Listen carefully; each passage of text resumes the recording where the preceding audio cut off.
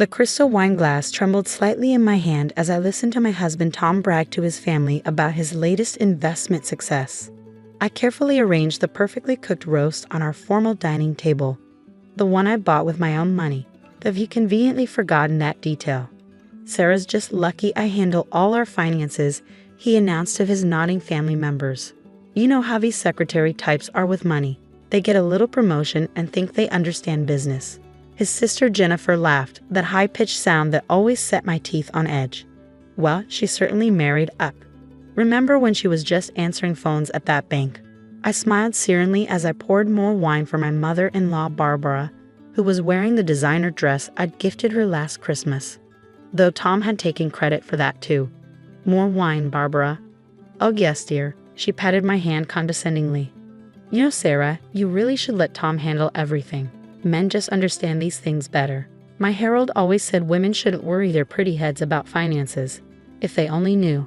I've been watching Tom's financial manipulations for months now, carefully documenting every transaction, every hidden account, every business dinner that somehow always included his young assistant Jessica. My position as CEO of one of the largest financial institutions in the city had its advantages. Advantages my dear husband had no idea about. "Sarah's great with the small stuff," Tom continued, gesturing with his wine glass. "Running the household, organizing dinner parties. But the big decisions, well, that's why she has me." I placed the last dish on the table and took my seat, smoothing my Chanel dress. Another purchase Tom assumed he'd funded. "The roast looks lovely, doesn't it? I tried a new recipe." Speaking of recipes, Tom's father Harold boomed, "Tom tells me you're still working at that bank. Wouldn't it be better to focus on home life? Maybe start a family?" I took a small sip of wine. "Oh, I enjoy keeping busy. The bank's been doing quite well, actually." "That reminds me," Tom interrupted, clearly annoyed that the conversation had shifted away from his accomplishments. "I just made another brilliant investment move. Doubled our money in a week." He winked at his sister. Though of course, Sarah doesn't need to worry about those details. What Tom didn't know was that I'd been watching his brilliant investment moves drain our joint accounts for months. Or rather, what he thought were our joint accounts. The real money, my money, was safely tucked away where he couldn't touch it. Every time he bragged about his financial acumen, I documented it. Every time he belittled my career, I added it to my growing file. "Tell them about your promotion, dear," I suggested quietly, knowing exactly what he'd say. "Oh, that's right." Tom grinned broadly. "Senior VP of Operations, though honestly, the title's just a formality. I've been basically running things for months." I suppressed a smile, thinking of the board meeting I had scheduled for tomorrow morning. Tom had no idea that his promotion was actually part of an internal investigation I'd initiated months ago. As CEO, I had to maintain certain standards of integrity, after all.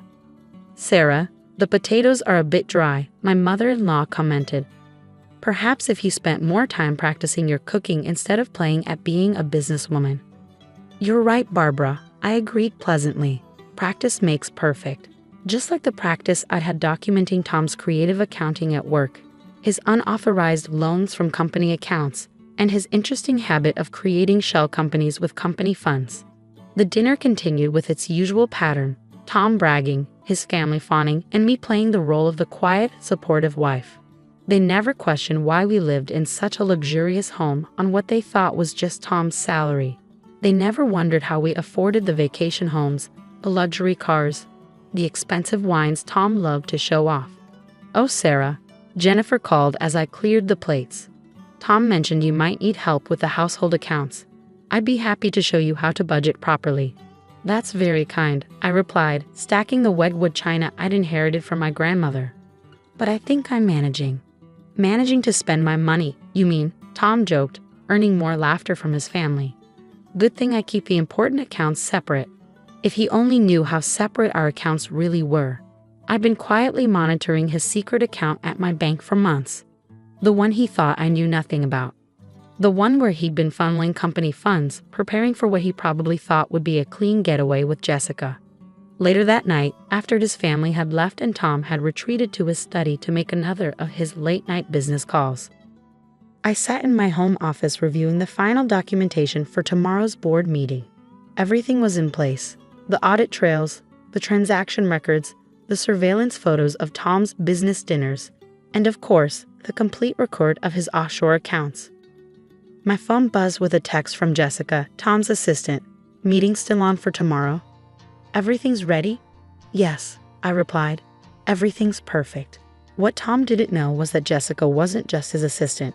She was my head of internal security, placed there specifically to monitor his activities.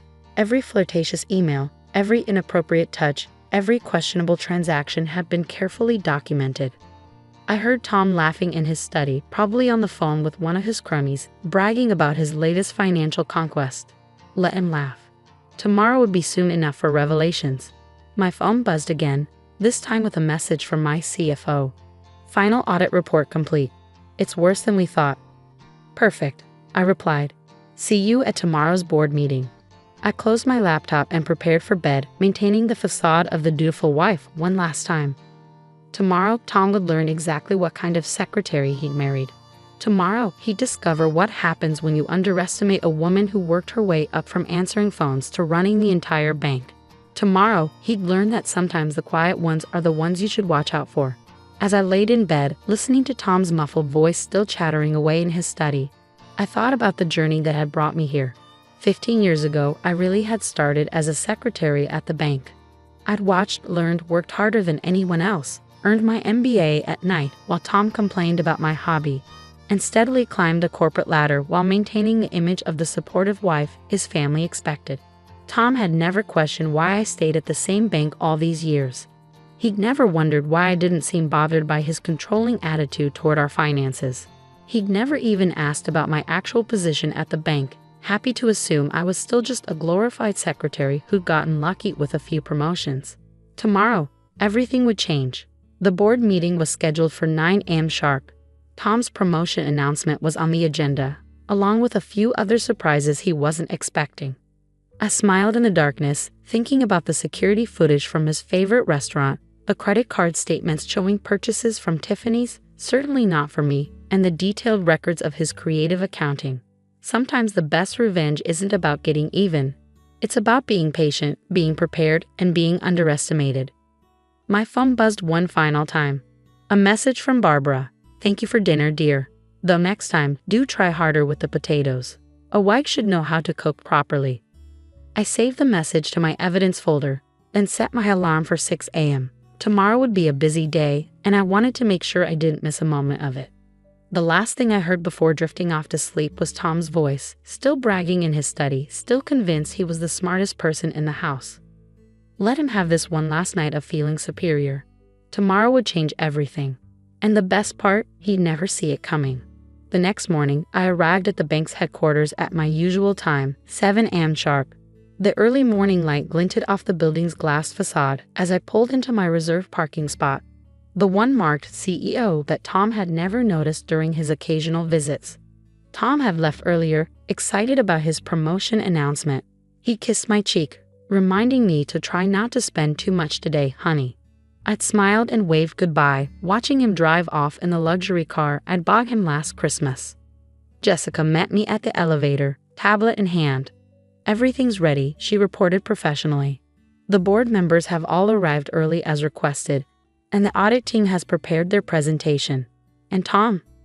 In his office, preparing his acceptance speech. He's been practicing all morning. She smirked slightly. He's also made dinner reservations for tonight at Le Cirque. Table for 2, and I don't think the second seat was meant for you. I nodded, stepping into my corner office with its sweeping city views. Make sure security is ready. I expect things might get emotional. At 8:55 a.m., my assistant Bradley knocked on my door. They're all assembled in the boardroom, Mrs. Chen, including Mr. Chen. I gathered my files and straightened my Armani suit, another purchase Tom assumed came from his money. Time to get this started. The boardroom fell silent as I entered. Tom sat near the middle of the long table, practically bouncing with excitement. He'd never attended a board meeting before, and clearly thought this was his moment of triumph. Sarah? His voice carried a note of confusion. What are you doing here? The secretaries usually just leave the coffee. I took my place at the head of the table, noting how several board members were hiding smiles behind their hands. Actually, Tom, I called this meeting. I nodded to Bradley, who began distributing folders to everyone present. We have several items to discuss today. But, my promotion. Tom started, then fell silent as he opened his folder. Yes, about that. I smiled pleasantly. As CEO of this bank, I do need to address some concerns about your recent activities. The color drained from Tom's face as he flipped through the pages. CEO. But, you're just a secretary. I finished for him. That was quite a few promotions ago, dear. Though you never did ask about my actual position here. Too busy managing our finances, I suppose. The board members watched with varying degrees of interest as Tom continued to stare at the documentation in front of him. Photos of his dinners with various women, detailed records of his unauthorized transfers, copies of emails outlining his plans to embezzle funds. It was all there. This is a mistake, he stammered. I can explain. Oh, I'm sure you can, I agreed. Just like you can explain the offshore account you opened last month. Or perhaps you'd like to explain the shell companies you created using bank funds? The same funds you've been bragging about to your family as your brilliant investment moves. Tom's face had gone from pale to slightly green. How did you? No. I finished for him again. Tom, I don't just work here. I am controlling interest in this bank. Those accounts you thought were so cleverly hidden, they're at my bank. Those investment moves you were so proud of, I've been tracking every one of them. The boardroom remained silent as Tom frantically flipped through the pages, his hands shaking. But our house, the cars, my house, I corrected gently, my grandmother's actually, and the cars, the vacation homes, the expensive wines you love to show off to your family, all purchased with my money, though you were too busy assuming I was just a simple secretary to ever question where it all came from. Mrs. Chen, one of the board members, interrupted. Should we proceed with the formal accusations? Yes, I think we should. I nodded to Jessica, who stepped forward with another set of documents. Tom, you're being terminated for cause, effective immediately. The evidence of your embezzlement has been forwarded to the proper authorities. Security will escort you to your office to collect your personal belongings. You can't do this to me. Tom's voice had risen to a near shriek. I'm your husband. About that, I extracted another document from my portfolio. These are divorce papers. Given the evidence of your financial misconduct and multiple affairs, my lawyers expected to be quite straightforward. The security team had entered silently, taking positions near Tom.